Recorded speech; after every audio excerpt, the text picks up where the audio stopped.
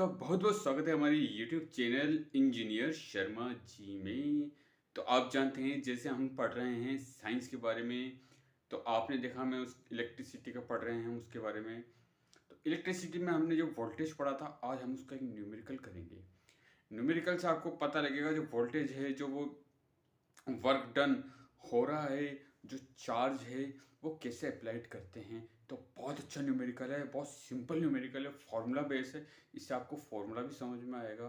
तो मैं उम्मीद करता हूँ कि आप इस वीडियो को देखेंगे, लाइक करेंगे, शेयर करेंगे और अच्छे अच्छे कमेंट्स करेंगे। तो आगे चलते हैं स्लाइड की तरफ, न्यूमेरिकल सॉल्व करते हैं। आपका थैंक यू, धन्यवाद।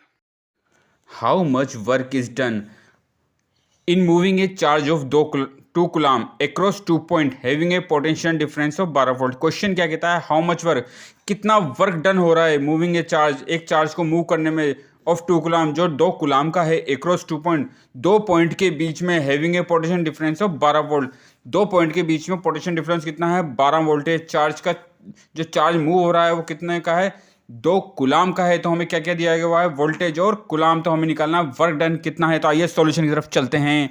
तो हमारा सॉल्यूशन है the amount of charge Q that flow between 2.8 potential difference, जो अमाउंट क्यू है जो 2 पॉइंट के बीच में फ्लो हो रहा है, जो जिसका पोटेंशियल डिफरेंस कितना है, 12 वोल्ट है, और वो चार्ज कितना है, 2 कूलम है। आपने देखा 2 कूलम हमें चार्ज दिया गया है, अमाउंट कितना है, जो चार्ज का Q है।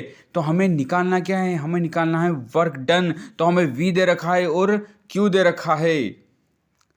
दस the amount of work done is moving the charge, तो अमाउंट ऑफ जो वर्क है जो डन हो रहा है, मूविंग चार्ज कितना है। तो हम जानते हैं V is equal to W upon Q, तो W is equal to V into Q, तो W इजिकल टू V की वैल्यू है 12 और Q की वैल्यू है 2।